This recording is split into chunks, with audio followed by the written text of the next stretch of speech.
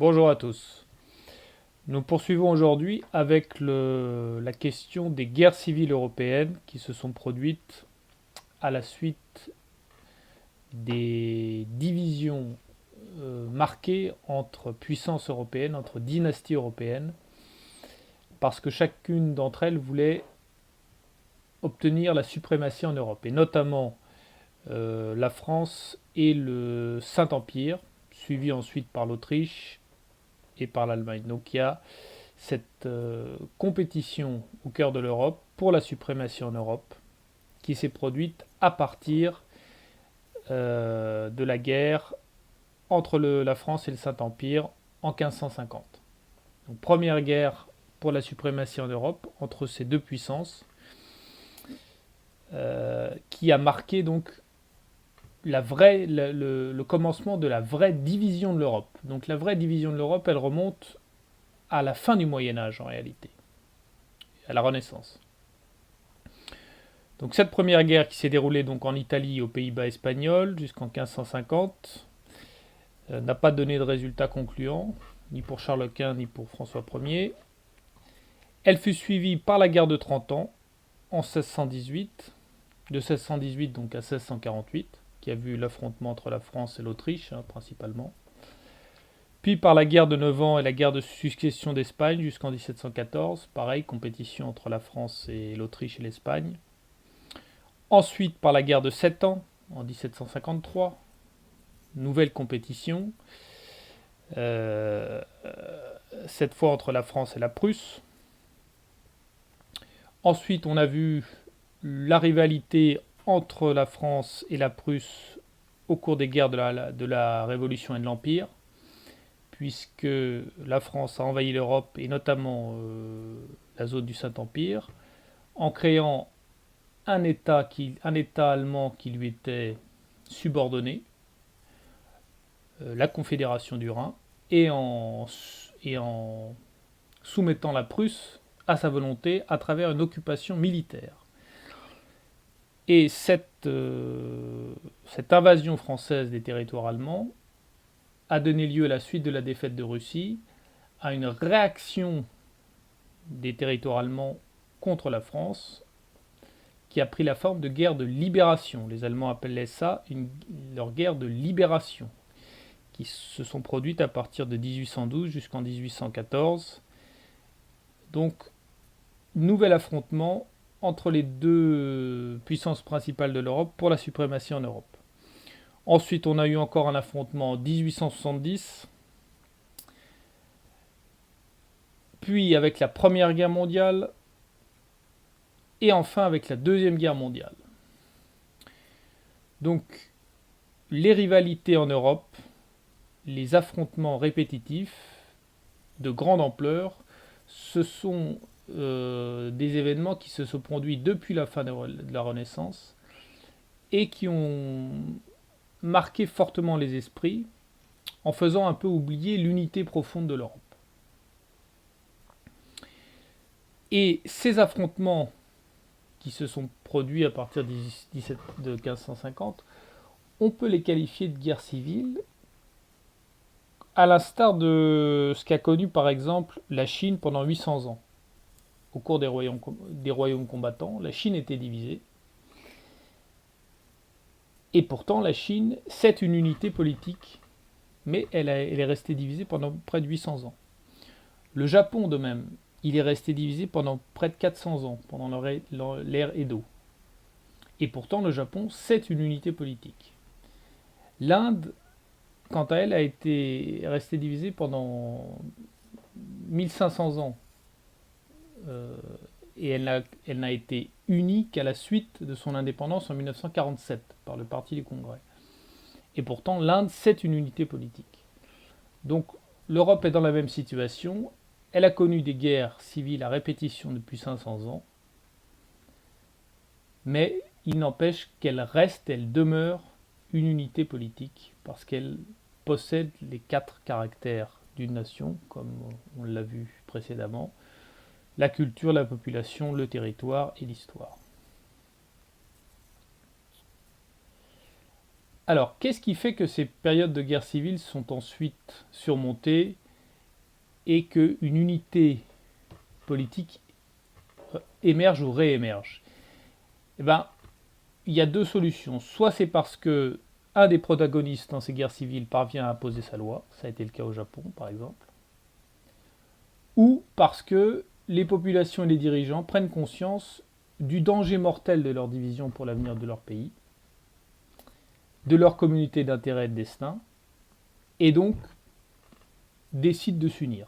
Ça a été le cas de l'Inde notamment. Et alors en ce qui concerne l'Europe, à l'issue de la Seconde Guerre mondiale, en réalité, les Européens continentaux n'avaient pas d'autre choix que de surmonter leur rivalité pour s'unir. Parce qu'ils avaient connu une immense perte de puissance par rapport aux États-Unis, par rapport à l'URSS, même par rapport à la Chine. Parce qu'ils étaient en fait déjà depuis le début du XXe siècle interdépendants économiquement, de manière poussée, et que cette interdépendance ne faisait que croître. Donc dans ce contexte, on comprend pourquoi Jean Monnet proposa à la France et à l'Allemagne de partager leur souveraineté en ce qui concerne la production du charbon et de l'acier. Donc il y a eu un mouvement vers une pré-organisation politique européenne à la suite des grandes guerres civiles européennes qui ont marqué un déclin relatif prononcé de l'Europe et qui poussait l'Europe à s'unir si elle ne voulait pas disparaître définitivement au plan de son influence, si elle voulait pouvoir s'organiser pour se développer correctement. Donc, première étape, partage de la souveraineté au sujet du charbon et de l'acier entre la France et l'Allemagne, en créant un organisme européen à cet effet, en lui transférant les compétences qui correspondent. Ensuite, 1957, traité de Rome, qui mentionne le but d'une union sans cesse plus étroite entre les peuples européens, avec création donc d'un marché commun avec liberté de circulation des marchandises et un tarif extérieur commun. Ce traité de Rome, ça fait de l'Europe, ça renforce le caractère politique de l'Europe en faisant d'elle une puissance commerciale qui est capable de défendre ses intérêts, ou de commencer à défendre correctement ses intérêts sur le plan commercial par rapport aux autres puissances, notamment dans le domaine agricole ou en ce qui concerne les normes sanitaires. Et ça lui permet aussi de répondre par des sanctions éventuellement à des sanctions qui seraient prises par d'autres pays.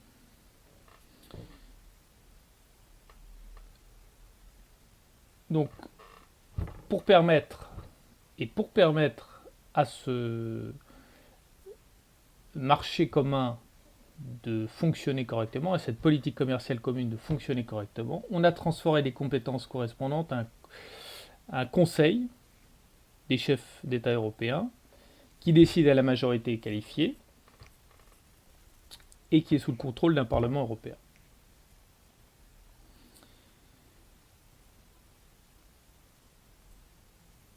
Ensuite, 1992, on a eu le traité de Maastricht, qui établit une monnaie unique pour mettre fin aux dévaluations en fait, entre les pays européens qui gênent le développement du marché européen. C'est bien compréhensible. Imaginez si aux États-Unis, chaque État avait leur monnaie.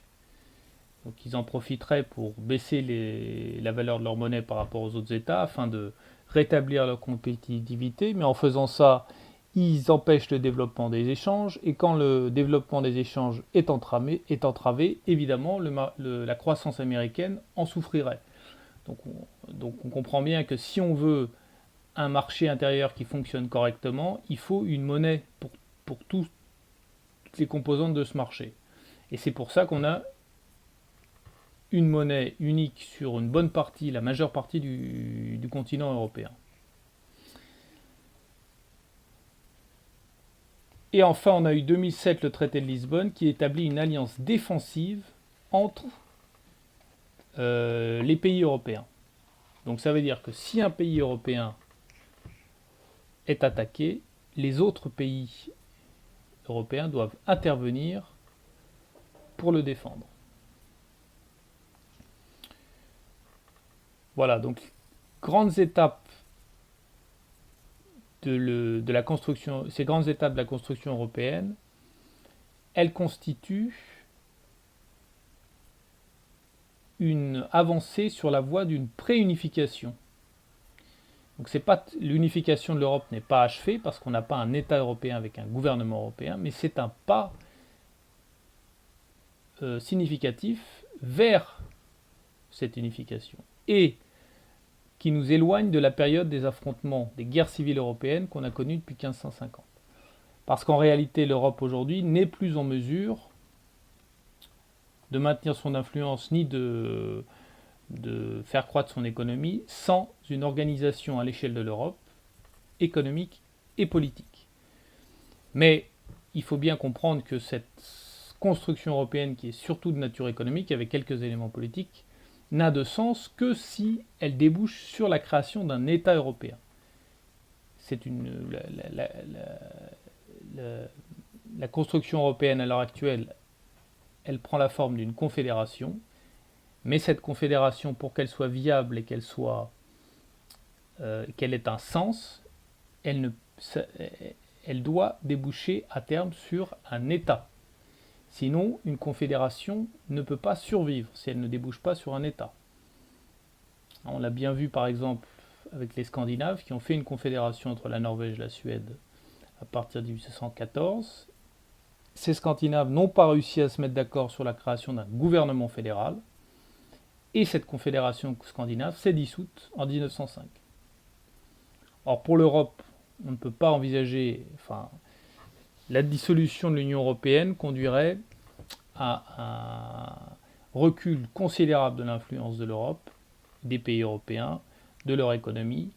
Donc ce serait très préjudiciable. C'est pour ça qu'il est indispensable d'aller vers la création d'un État européen, ce qui est somme toute logique, puisque une confédération, c'est une première étape vers un État dans le cadre d'une nation qui est en cours d'unification, comme c'est le cas de l'Europe, ou de réunification. Voilà ce qu'on pouvait dire sur la question de l'histoire européenne. Donc les Européens ont bien une histoire commune. Il faut ajouter aussi un point sur la langue des Européens. Donc comme je l'ai évoqué, les Européens ne parlent pas la même langue, mais ils ont des langues qui sont voisines, par la structure, par le vocabulaire, par la syntaxe. Et ils ont aussi une langue commune. Ouais, cette langue commune, c'est l'anglais. L'anglais, c'est une langue européenne germanique, à mi-chemin entre le français et l'allemand, parce que dans l'anglais, il y a beaucoup de mots de vocabulaire qui sont d'origine française. La syntaxe, c'est germanique, donc c'est plus proche de l'allemand. Donc l'anglais, en plus, est parlé maintenant par 50% environ des Européens. Sa maîtrise progresse, donc elle peut servir de lingua franca en Europe.